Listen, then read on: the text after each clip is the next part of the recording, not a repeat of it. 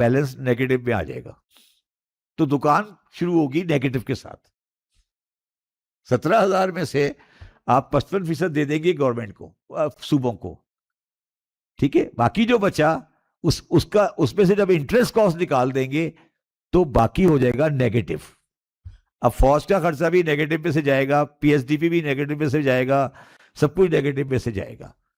اب I am F کہتا ہے کہ آپ نے بجٹ ڈیفیسٹ رکھنا ہے 7%.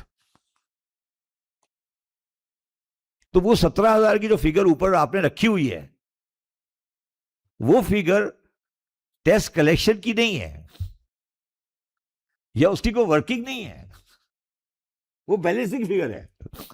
آپ سب یہ ریورس سے بنتا ہے بجٹ. آپ کو کہا کہ آپ کا ڈیفیسٹ بنے گا 7%, پھر آپ اس کو الٹا لے کے چلتے ہیں. الٹا لے کے چلتے جو بیلنسنگ رہ جاتا ہے نا, کہ تو وہ آپ کا ٹیکس کلیکشن کی فگر ہوتی ہے. اس کا کوئی تعلق اس سے نہیں ہے کہ آپ نے کتنے پیسے کمائے یا کس سے ٹیکس ریسیو کرنا ہے.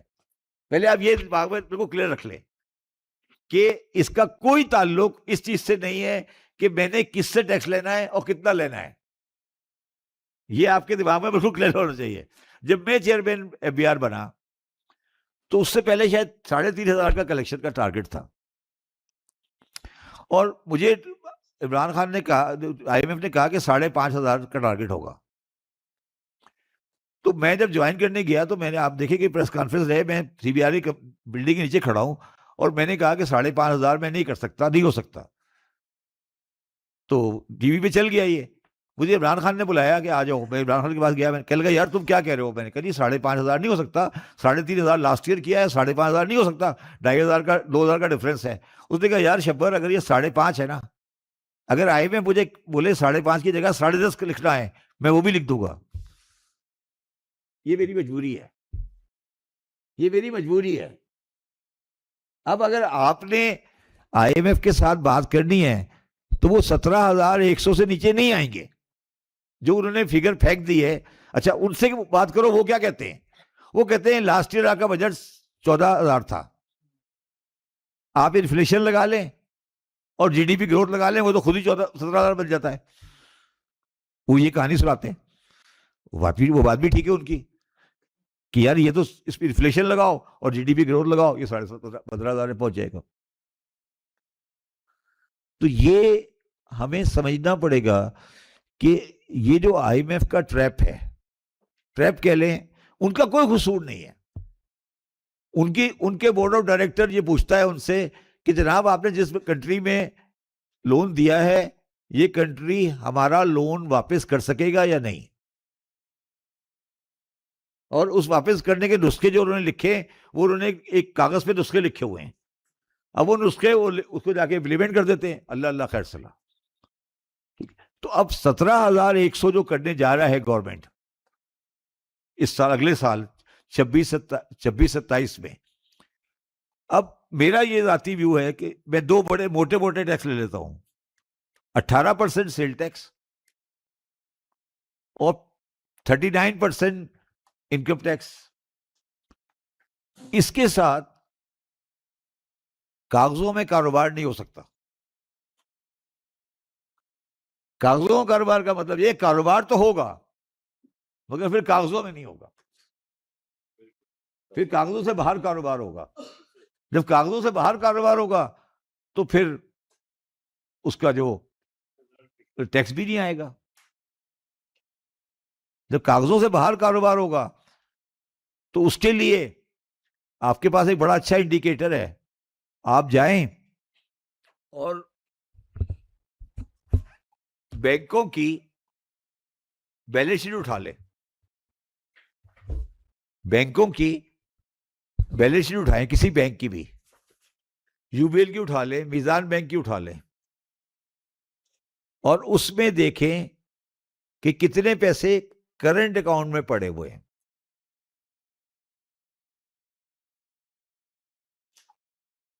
وہ سارا کاغذوں سے باہر کا کاروبار ہے. میں دوبارہ سمجھاؤں, جتنا کرنٹ اکاؤنٹ میں پیسہ پڑا ہوا ہے اس وقت آپ دیکھیں وہ ایکسٹرا آرڈنریلی ہائی ہے. وہ سب کرنٹ اکاؤنٹ میں پیسہ ہے, کوئی انٹرسٹ ملتا نہیں ہے. وہ ایکچولی بینک نہیں ہے, وہ دکاندار کا کیشیئر ہے, وہ ان کا کیشیئر ہے بیسیکلی. وہ جا کر جمع کرا دیتے ہیں. آپ جائیں, مجھے پتا لگا کہ سیالکوٹ میں تو نہیں ہے, کراچی میں ہر بازار کے اندر 5 برانچیں ہیں میزان بینک کی, اور آپ جا کے بیلنس شیٹ اٹھائیں, آپ کو نظر آ جائے گا کہ کتنے پیسے پڑے ہیں کرنٹ اکاؤنٹ میں. اور اس کے بعد آگے چلیں, اب آپ نکالیں, بیلنس شیٹ اٹھائیں پاکستان کی, اس پہ نکالیں کرنسی ان سرکولیشن. کرنسی سرکولیشن یہ ہوتا ہے کہ آج مارکیٹ میں کتنا کیش ہے.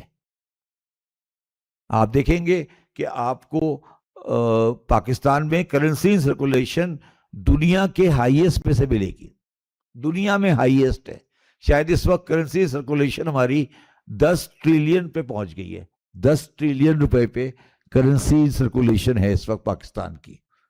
ٹھیک ہے, تو وہ جو 10 ٹریلین یہ والا ہے, اور جو کرنٹ اکاؤنٹ میں پیسہ پڑا ہوا ہے, یہ وہ سارا پیسہ ہے جو کاروباری کاروبار کر رہے ہیں مگر وہ اس پہ ٹیکس نہیں دے رہے. میرا اپنا ذاتی وہ ہے کہ سیالکوٹ والے اس کام میں تھوڑے پیچھے ہیں, کیونکہ وہ کام کرتے ہیں انڈسٹری کا, وہاں پھنس جاتے ہیں. وہ ٹریڈنگ نہیں کر رہے, مطلب اگر ٹریڈنگ کریں تو وہ نکل سکتے ہیں. یہ مینوفیکچرنگ والے ذرا تھوڑا پھنس جاتے ہیں, کیونکہ ان کے ریگولیشن قانون اس طرح کے ہیں کہ وہ پھنس جاتے ہیں, ان کو کرنا پڑتا ہے. تو اس لیے آپ کا پاس, اب میں آپ کو مثال دیتا ہوں کہ ایک کمپنی دکان ہے, آپ نے دیکھی ہوگی, امتیاز جو ہے اس وقت, جہاں تک میری انفارمیشن ہے, وہ پارٹنرشپ ہی نہیں ہے, وہ سول پارٹنرشپ ہے. سول پارٹنرشپ ہے. وہ اس لیے سول پارٹنرشپ ہے کہ سول پارٹنرشپ کے اندر ریٹیلر میں بڑے کم ریگولیشن لگتے ہیں. اب آپ نے پورے کاروبار کے اسٹرکچر لوگوں کے خراب کرا دیے ہیں ٹیکسیشن سسٹم کے اندر. تو کنکلوژن میرا ٹیکسیشن سسٹم کے بارے میں یہ ہے کہ جو ٹیکسیشن سسٹم آپ نے اس وقت پریویل کر دیا ہے, اس ٹیکسیشن سسٹم کے ساتھ پاکستان کا کاروباری مینوفیکچرنگ کا کام نہیں کر سکتا. اس کو چاہیے کہ مینوفیکچرنگ کا کام بند کرے اور سیدھا ٹریڈنگ یا ریل اسٹیٹ کا کام شروع کر دے. مطلب وہ مینوفیکچرنگ کا کام کرے گا تو اس کو گھاٹا ہوگا, ٹریڈنگ اور ریئل اسٹیٹ. آپ دیکھ لیں, یہی ہو بھی رہا ہے, ٹریڈنگ اور ریئل اسٹیٹ. آپ دیکھ لیں کیا ہو رہا ہے, ٹریڈنگ ہو رہی ہے, ریئل اسٹیٹ ہو رہا ہے, BYD گاڑی بک رہی ہے, یہ والی گاڑی بک رہی ہے, کاروبار ٹریڈنگ ہو رہی ہے نا. اور کیا ہے مینوفیکچرنگ, جو ہے مینوفیکچرنگ جس میں آپ کوئی چیز را مٹیریل خرید کے کوئی چیز بنا رہے ہیں, یہ دھندا پاکستان میں وارا نہیں کھا رہا. اور جب آپ مینوفیکچرنگ کو نہیں جگہ دے رہے تو آپ کا ایکسپورٹ آٹومیٹکلی کم ہو جائے گا. اچھا, اس میں اب جو چیز آپ کو سمجھنی چاہیے وہ یہ ہے کہ جو پولیٹیشین ہے نا, جو سیاستدان ہے, جو رولر ہے,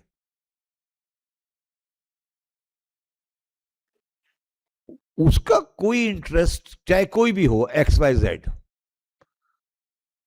وہ ٹیمپریری آتا ہے. وہ میکسیمم 5 سال کے لیے آتا ہے. اگر ڈکٹیٹر بھی آتا ہے تو وہ 10 سال کے لیے آتا ہے.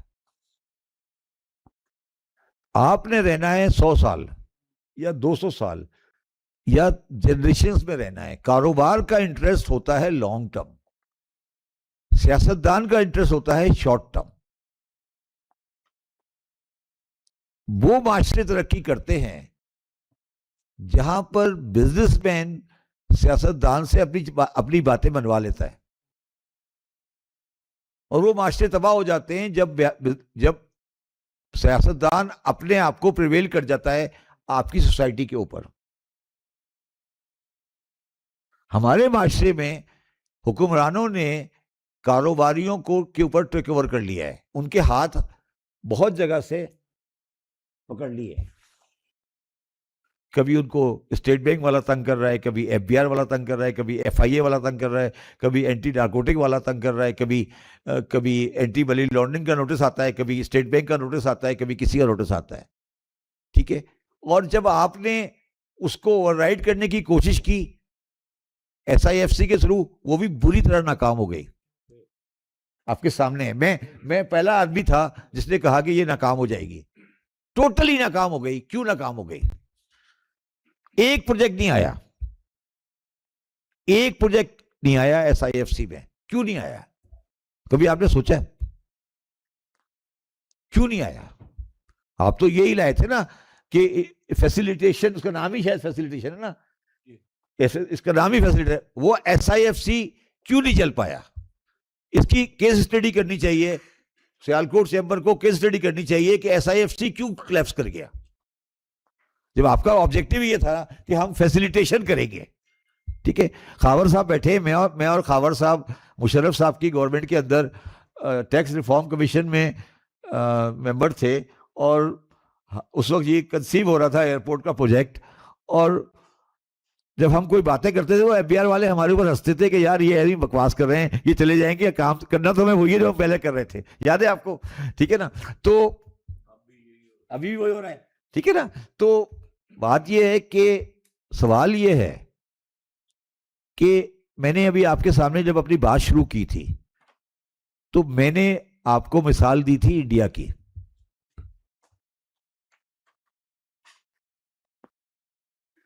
انڈیا نے کیا کیا کہ وہ 25 سال میں یہاں پہنچ گیا, اور ہم نے کیا کیا کہ ہم 25 سال میں یہاں پہنچ گئے.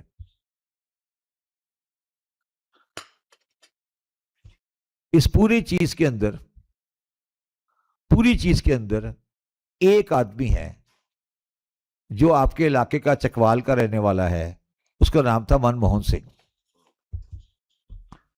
جو آج انڈیا ہے, جو اکنامک ترقی ہے ان کی, اس کی بنیاد منموہن سنگھ ہے.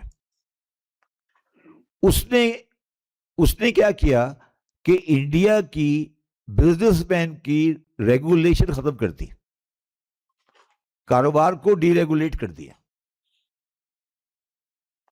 وہ انڈیا یہاں سے کھڑا تھا, وہ یوں کر کے شوٹ کر گیا. آج بھی مودی منموہن سنگھ کی بات کھا رہا ہے. یہ بھی مجھ سے بات کر رہے تھے کہ یار پاکستان میں کوئی اکنامکس وزیر خزانہ نہیں ہو سکتا. تو میں وہی بات کر رہا ہوں کہ منموہن سنگھ نے کہا کہ ڈی ریگولیشن کرنی ہے. ہمارے مشرف صاحب نے ہی بولا ڈی ریگولیشن کرنی ہے. ہم نے بھی کہا ٹھیک ہے, پھر بڑی اچھی بات ہے. ہم نے بھی اس کو کاپی کیا, منموہن سنگھ والی بات کو. ٹھیک ہے, اب کیا ہوا کہ بجلی کو ڈی ریگولیٹ کرنا ہے. ٹھیک ہے, ہم نے بنا دی نیپرا, بجلی ڈی ریگولیٹ ہو گئی. ٹھیک ہے, مگر منسٹری آف پاور بھی رہی. اب ایک ہی جگہ 2 ریگولیٹر ہو گئے. آپ سمجھے کیا ہوا کہ ایک کی جگہ 2 ریگولیٹر ہو گئے. پہلے منسٹری آف پاور تھی, اب منسٹری آف پاور بھی ہے اور نیپرا بھی ہے. ابھی میں وہاں سے آ رہا تھا ایئرپورٹ سے, میں نے پوچھا یار تمہارا مسئلہ, تم وہ مینٹیننس اور یہ اس کا پروجیکٹ تم اس پہ کوئی جوائنٹ وینچر کر لو. میں نے کہا ہاں جی, ہم نے جوائنٹ وینچر کرنے کی کوشش کی تھی, ایس سی سی پی نے روک لیا. اب ایس سی سی پی نے کیا ان کے ساتھ گن ڈالی ہے مجھے نہیں پتا, مگر ایس سی سی پی کا کیا رول ہے مجھے بتائیں. یہ اب کیا ہوا کیا ہے پاکستان کے ساتھ. دیکھیں دنیا میں آپ سارے بزنس مین بیٹھے ہیں. اگر میں آپ کو کہوں کہ State Bank of Pakistan, F B R اور ایف آئی اے اور for example A M L اور وابڈا, یہ آپ سے ڈیل نہیں کرے گی تو آپ لوگوں کی 90% پریشانیاں ختم ہو جائیں گی اور آپ کاروبار کریں گے.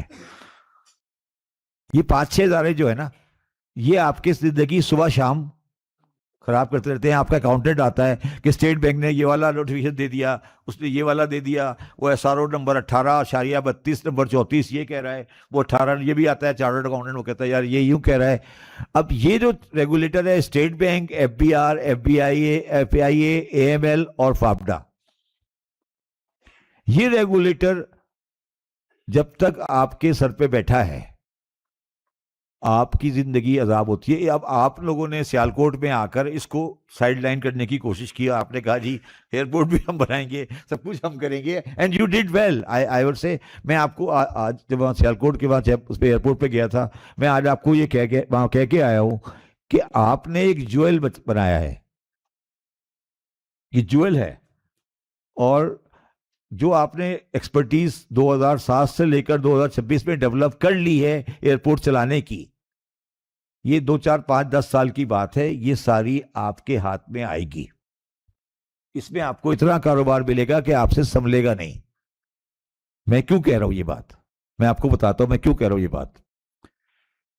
آپ کو, میں بھی ریجنل وار پہ آ جاتا ہوں. آپ کو پتا ہے کہ امریکہ ایران کے خلاف جو جنگ لڑ رہا ہے, اس میں امریکہ کی بنیادی ناکامی کیا, بنیادی طور پہ امریکہ کیوں نہیں ایران کو مار پا رہا ہے؟ آپ کے خیال میں کیا وجہ ہے؟ What is the under lying reason? شاید آپ لوگوں کو نہیں پتا. میں کیونکہ اہل تشیع ہوں, میں ایران جاتا رہتا ہوں. ایران کے اندر, ایران جو ہے وہ جغرافیکلی سعودی عرب سے بڑا ہے,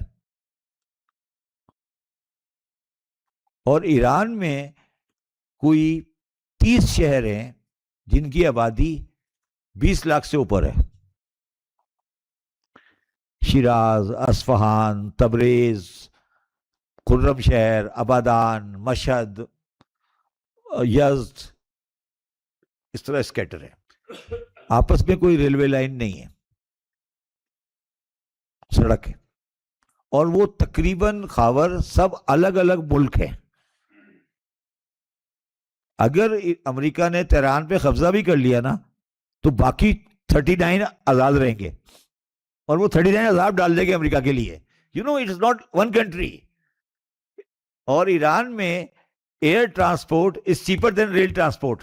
شاید آپ کو نہیں پتا, دنیا کا واحد ملک ہے جس میں ریل مہنگی ہے, ایئر سستی ہے, کیونکہ وہاں ریلوے لائن نہیں ہے, وہ پلیٹو ہے. تو اگر آپ کو اصفہان سے شیراز جانا ہے, یا شیراز سے تہران جانا ہے, یا مشہد سے تہران جانا ہے, تو آپ بائی روڈ جائیں گے یا بائی ایئر جائیں گے. اور دنیا میں سب سے زیادہ ایئر ایکسیڈنٹ ایران میں ہوتے ہیں, اس لیے کہ ان کے 40 سال سے جہاز ریپیئر نہیں ہوئے. جب ایران میں آپ جہاز میں بیٹھتے ہیں, ایسا لگتا ہے آپ ویگن میں بیٹھے ہو, یوں ہل رہا ہوتا ہے. ان کے پاس کوئی 12-15 ایئر لائنیں ہیں, اور بالکل تھکی ہوئی ایئر لائنیں ہیں. تو جس دن یہ ایران کھلا, آپ کو 15 ایئرپورٹ کرائے کے لیے ملیں گے, یار ہمارا ایئرپورٹ مینٹین کر دو. یہ میں آپ کو آج بتا رہا ہوں. میں 2019 میں گیا تھا امریکہ, تو مجھے کہنے لگا وہ امریکن بندہ, کہنے لگا شبر صاحب یہ بتائیں کہ ایران کب کھلے گا. تو میں نے کہا یار تمہیں کیا تکلیف ہے ایران کھلنے کی؟ اس نے کہا کہ ایران کے پاس 300 بوئنگ خریدنے کی ریکوائرمنٹ ہے, جو صرف سینکشن کی وجہ سے رکی ہوئی ہے. 300 بوئنگ خریدیں گے وہ ہمارے سے, 300. انہیں لینے ہی لینے ہیں, ان کے پاس پیسے بھی پڑے ہیں کیش. وہ صرف ٹائم کا انتظار کر رہے ہیں کہ جب آپ کی باری آئے گی. ٹھیک ہے, اب آپ میں نے ایک مثال دی. اگر آپ میں سے کوئی کربلا جاتا ہو, عراق جاتا ہو, جب 40 پہ ہم لوگ جاتے ہیں عراق, تو نجف ایئرپورٹ جو ہے, Najaf airport is actually not a airport. ابھی بھی تقریباً سمجھ لیں کہ کوئی 25 کنٹینر رکھے ہوئے ہیں, وہ ایئرپورٹ ہے. ٹھیک ہے, اور وہاں پر محرم کے دنوں میں 1 کروڑ بندہ آتا ہے, اور ہر 7 منٹ کے بعد ایک جہاز لینڈ کر رہا ہوتا ہے. تو ابھی تو پوری دنیا کھلی آپ کے لیے کھلی پڑی ہے. ابھی تو دنیا کھلی ہے, سروس انڈسٹری کے لیے پوری دنیا کھلی ہے, ابھی کھلنا ہے. یہ ساری چیزیں کھلی ہیں ابھی. عراق تو پورا خالی پڑا ہے, عراق پورا خالی ہے, کام ہی کام ہے عراق میں. ہم نے تو ابھی عراق کو کھولا ہی نہیں ہے نا. میں بتا رہا ہوں نجف میں ایئرپورٹ نہیں ہے ٹیکنیکلی. 4 کنٹینر رکھے ہوئے, جہاز آگے رک جاتا ہے, وہاں سے بندہ نکلتا ہے, وہاں چلا جاتا ہے, اور 1 کروڑ آدمی جاتا ہے ہر محرم میں. اب کیا کریں گے, کروڑ آدمی جا رہا ہوتا ہے. تو what I am trying to say, اب آ جاتے ہیں, یہ میں نے ساری نیگیٹو باتیں بتائی. اب آ جاتا ہوں میں پازیٹیو سائڈ کے اوپر. پازیٹیو سائڈ پر یہ ہے کہ 27 فروری 2026 کو جب یہ ایران عراق وار شروع ہوئی تھی, جو دنیا 27 27 फरवरी 2026 کو تھی. اب وہ دنیا کبھی واپس نہیں آئے گی. اب ایک نئی دنیا پیدا ہوگی, اور یہ چاہے فیصلہ ایران کے حق میں ہو یا ایران کے خلاف ہو, یا سعودی عرب کے حق میں ہو یا سعودی عرب کے خلاف ہو, ہر حال میں پاکستان کا فائدہ ہے. میں یہ آپ کو ثابت کر سکتا ہوں. اور پاکستان کے پاس بہت عرصے کے بعد ایک اپرچونٹی آئی ہے جس میں ہم کیپٹلائز کر سکتے ہیں دو طرح سے. ایک کیپٹلائز ہم کر سکتے ہیں کہ جو ہمارا پیسہ دبئی میں جا رہا تھا اس کو ہم پاکستان میں کم از کم روک سکتے ہیں اگر ہم کوئی جگہ دے دیں. دوسرا, جو چائنا کا رول آنے والا ہے, چائنا کا جو رول آنے والا ہے in the future Gulf war, in the future Persian Gulf, وہ ڈفرینٹ ہوگا فرام دی جو آج ہے. اور اس رول میں کراچی پورٹ کی ایک بڑی خاص اہمیت ہے. اور آپ ساروں کو میں ریکویسٹ کروں گا کہ گوگل پہ جائیں اور ایک اسٹڈی کریں کہ عراق میں ایک پورٹ بن رہی ہے جس کا نام ہے فو, FAW, ایک آئی لینڈ ہے جس کا نام ہے Faw. Faw is going to be the largest container port in the world. largest container port in the world, not in Pakistan. And that port is actually Karachi. Fo is an island near Basra. یہ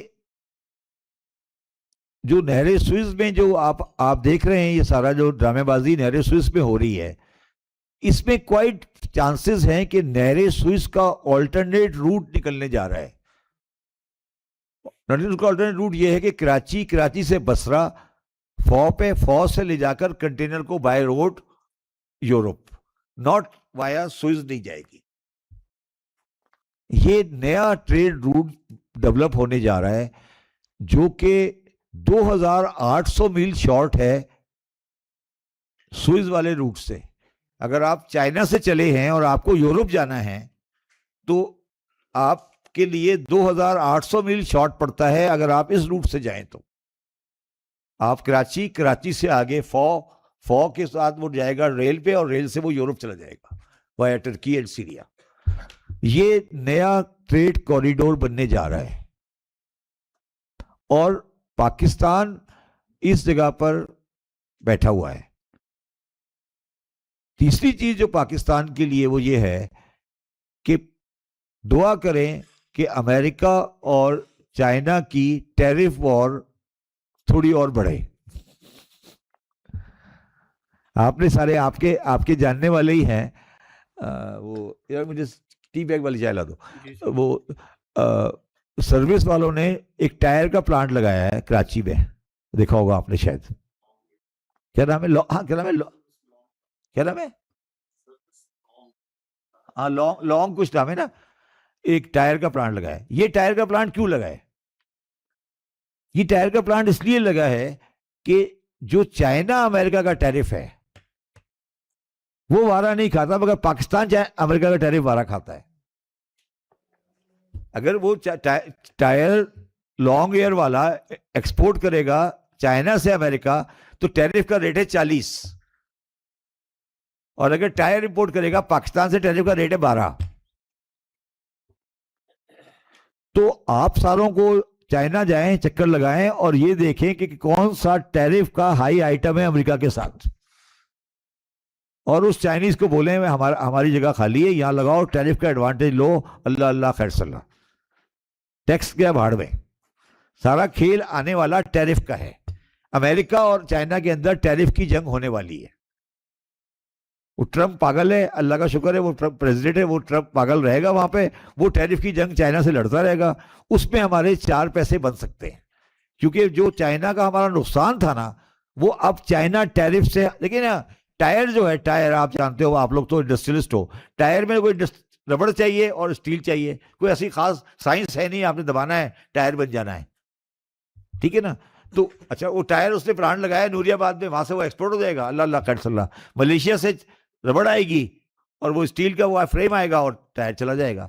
تو اب آپ کو جب آپ study دیکھ رہے ہیں تو آپ کو اب جو کھیل ساری آنے والی ہے وہ ہے ٹیرف کی.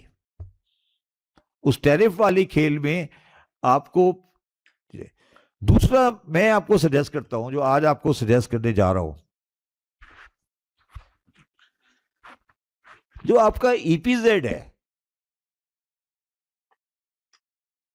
میرا اپنا خیال ہے کہ آپ کا، آئی ڈونٹ نو، آپ لوگ بتائیں گے مجھے، آپ کا ای پی زیڈ کہاں کھڑا ہے؟ What is the status? کیا بہت کم چل رہا ہے؟ کیوں نہیں چل رہا؟ آباد نہیں ہو رہا.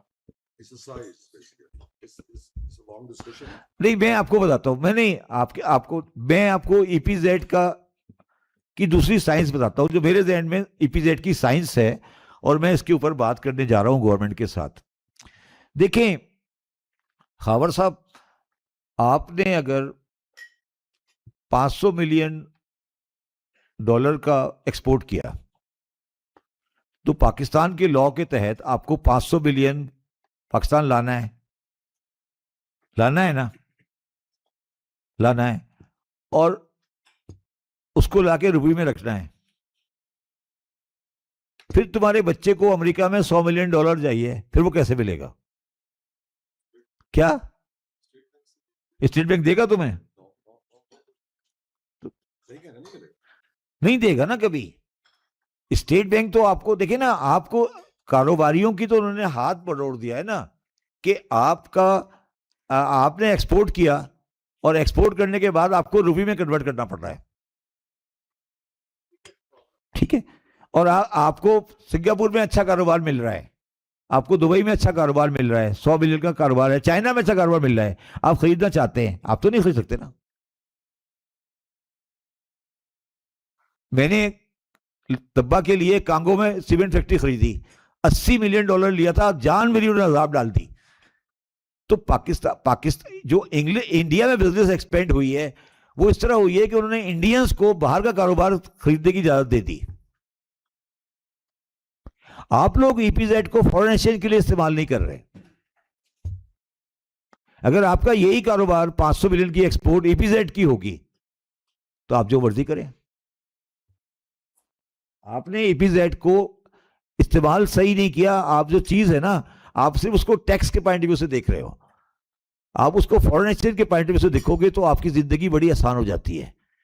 اگر ای پی زیڈ میں آپ ایکسپورٹ کر رہے ہو تو آپ کو ڈالر میں پاکستان لانے کی ضرورت نہیں ہے.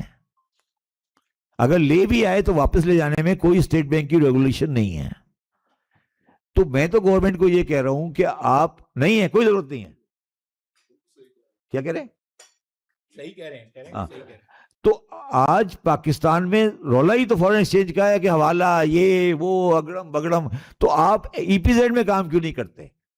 دیکھیں نا، آپ کا جو کام ہے اگر آپ اس کو گریجولی ای پی زیڈ میں کرتے ہو تو آپ کے پاس ایک ایڈوانٹیج آ جاتا ہے کہ آپ کا فورن ایکسچینج کا رولا ختم ہو جاتا ہے، اور پھر ای پی زیڈ کے تھرو آپ اپنی باہر کاروبار خرید سکتے ہو آہستہ آہستہ آہستہ.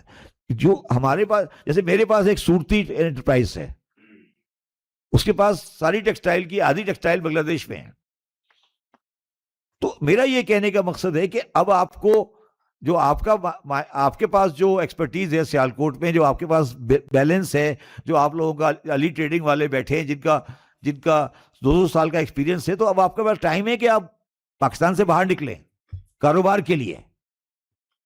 اور اس کے لیے آپ کو ڈالر چاہیے گا، اور ڈالر اویلیبل اسٹیٹ بینک جان دے دو گے پھر بھی نہیں دے گا، کیونکہ ان کے پاس ڈالر نہیں ہے. اس کا صرف ایک طریقہ ہے ای پی زیڈ.